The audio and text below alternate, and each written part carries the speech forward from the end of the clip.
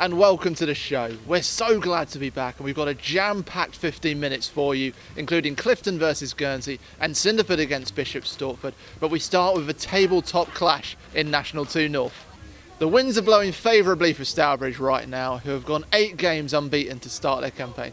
But Sedgley Park are looking to turn the tide. They're the only team ahead of Stourbridge by just 1 point.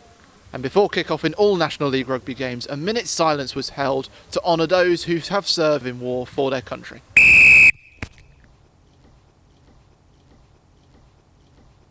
Looking for those gaps, there could be one coming. Will Lees. That's the 5 metre. About 6 or 7 phases in now for Sedgley Park. Goodman. The intensity at almost 100% right from the very start. That's Riley, and now the ball comes out wide to Andy Riley. The first try will go to the visitors. They soaked up that early Stourbridge pressure, but they pushed and they pushed and they squeezed out that space, and that's got them over the line. It's a good try, switching the play from left to right, and eventually the extra man was found. Ball moves quicker following that in that second phase.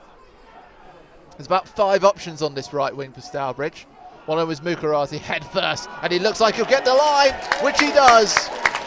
Stourbridge patiently building, patiently driving, and patiently scoring. There's a bit of experience in the pack there from Lee and Mukarati. They played together many times before. Tend to know where each other are. There goes the break. He's been a live wire for Stourbridge, and he's given that spark of ignition to put Stourbridge ahead. That goes to Crow. He'll come back to Gallagher. Quick movement. Sedgley looking for that immediate response. Collins looking to support. Gallagher will go himself. From Simbin to score. It's suddenly a very different picture for Stourbridge. Good rolling ball. Kept changing the directions, and Stourbridge just couldn't hold it out. That, I believe, was Smith winning the ball.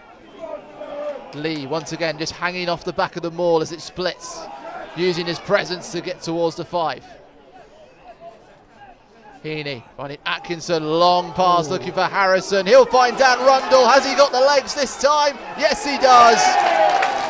The celebration is big, the cheers are massive, and Dan Rundle getting his 9th, he edges ahead once again in the scoring charts. Give him an inch, take a mile. I think he is the definition of that saying. He's probably the fastest person in the league at the moment. If he gets on the wrong side of his opposite number, then it tends to be only one outcome. As the sun starts to get low in these West Midlands hills, the intensity only rises on the pitch. Ailes taking it out quickly. Collins looking to Riley. And again, it moves quickly all the way from the right side. It's Jamie Harrison. He's going to go himself to winger. That is simply brilliant. Through the hands, on the feet, into the corner. Rapid from Sedgley Park. They pound. Smith was the highest up to the set piece, and Lee, who's round to the right, goes for a break for himself. He could get there all the way. And he does. That's the bonus point. That's Jack Lee's 6th try in 5 games, and that is Stourbridge extending their lead. Jack Lee only knows one way to run, and low centre of gravity. The hour mark fast approaching, but Ailes has broken through the middle. Well, Sedgley Park have been begging for an opportunity like that one, and it's finally come after 18 minutes of the second half. But Gallagher finding Crow once again. There's a break and there's a gap. Gallagher finding the space. They've caught everyone by surprise. Gallagher, who's been electric throughout this game, skips and steps and jumps his way over that line. And the pressure's been building for the last 10 minutes or so. Stephen Collins keeps it low. And the cheers come, and Sedgley Park are ahead. Michael Heaney looking to become the hero for Stourbridge. Not quite able to do it. And again, those narrow margins could define this historical fixture in National League Rugby. He seemed to get hold of it well, but drifted to the left.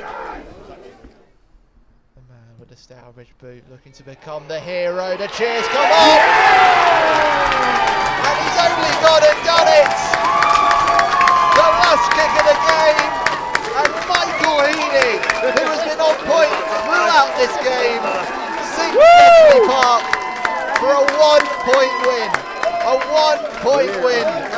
Scintillating, stunning, jaw-dropping stuff from Stourton Park. Full-time, Stourbridge 32, Sedgley Park 31. A moment like that, last kick of the game, decides it by 1 point. I mean, talk me through what's going on with you at that moment.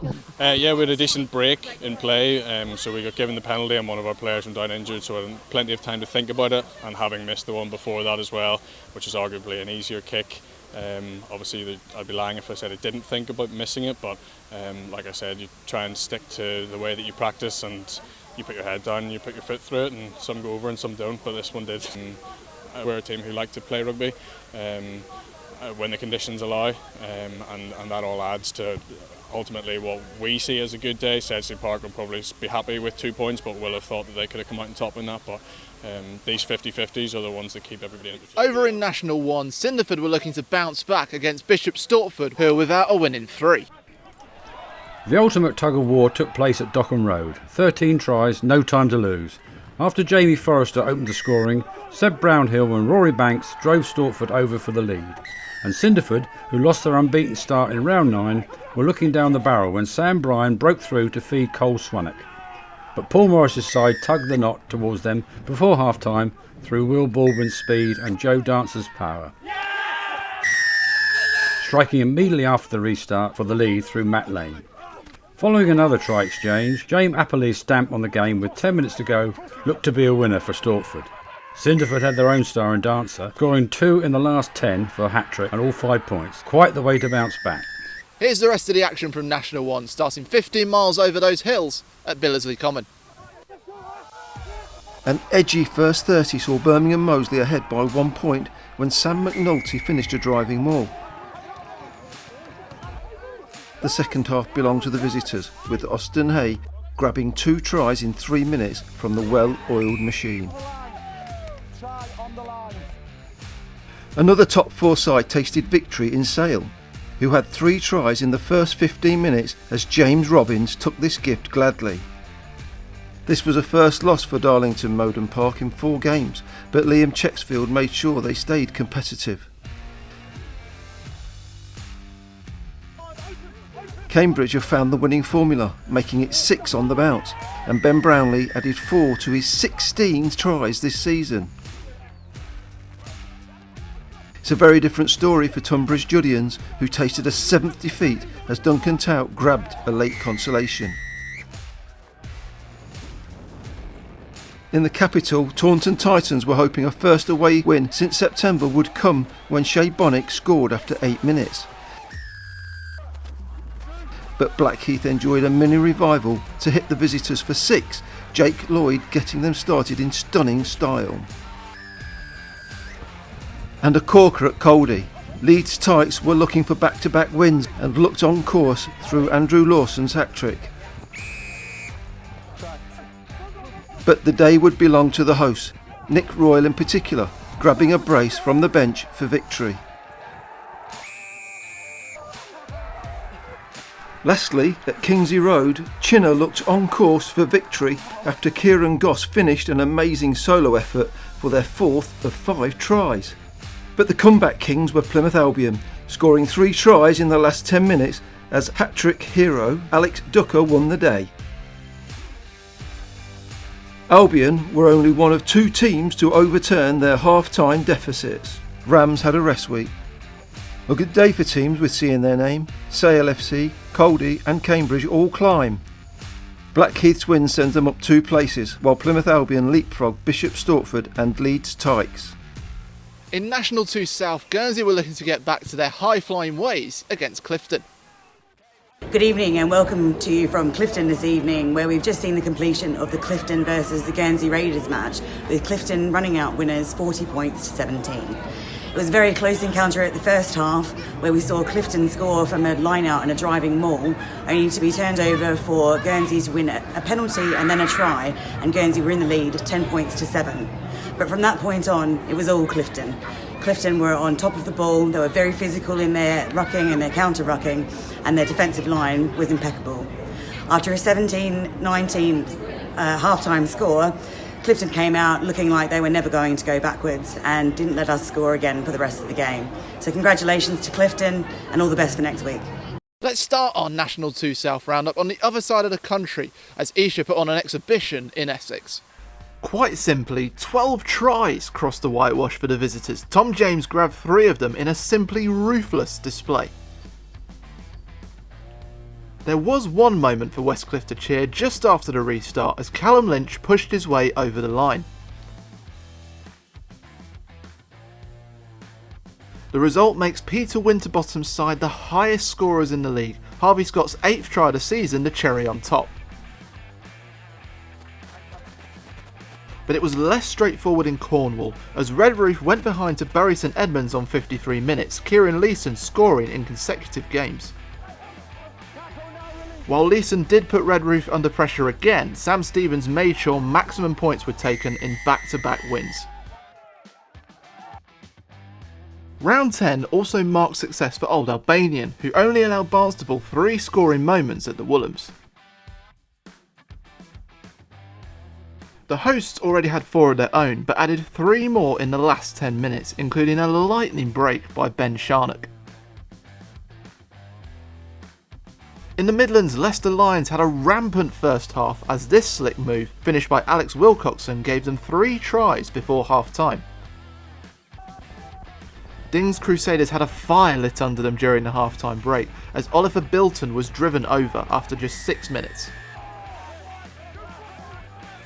Rochford Hundred's habit of narrow margins continued against Barnes. They were behind by 1 point at half-time after Jake Spivey's score. But the hosts controlled the second half as Jordan Suter added the finishing touch twice to their sweeping attacks. And who would have known Henley were coming off a defeat? They had 3 tries in the first 15 minutes thanks to Tom Emery. This was against then leaders Worthing, who showed their composure to draw level after the break through John Lee.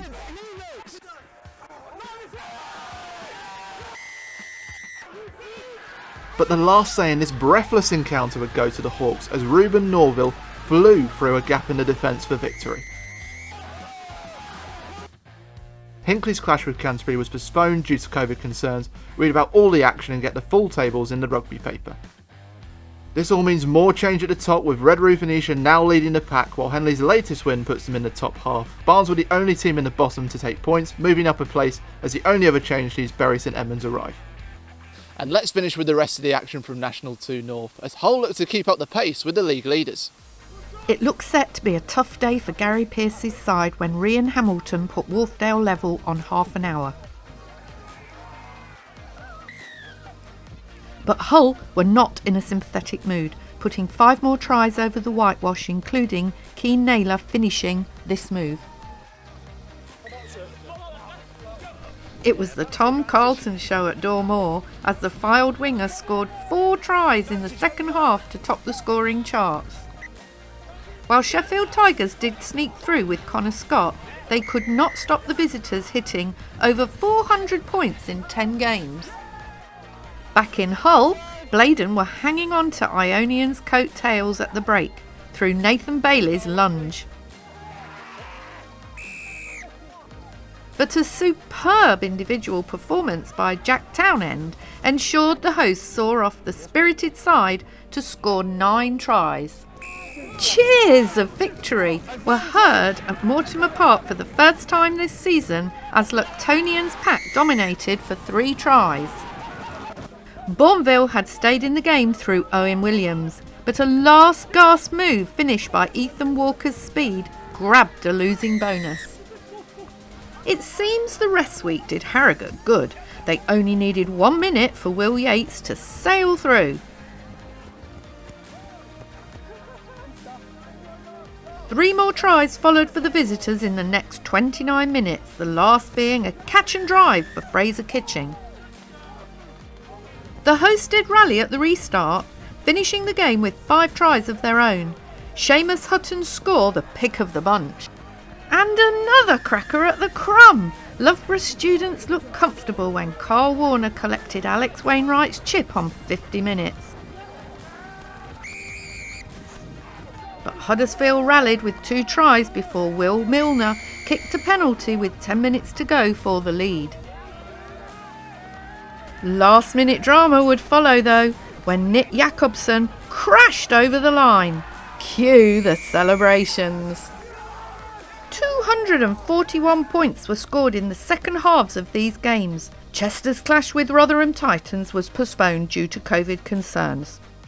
The game at Stourton Park put Stourbridge top of the pile, but Sedgley Park are only 2 points behind. The only changes in the bottom half are Luctonians and Harrogate's wins. And just before we go, here are a few things you may have missed from round 10. It's time to shine a light on some outstanding defending. Rosslyn Park looks set for a try-of-the-season contender at Billersley Common, before Mason Tonks dragged down Benji Marfo within metres of the try line. Take a bow, Mason. And round 10's player of the week goes to Clifton, whose combination of power, pace and precision sent Zach Hamid over for their bonus point win against Guernsey. A joy to watch. That's it here from Stourton Park as Stourbridge strut their stuff against Sedgley Park. See you next week.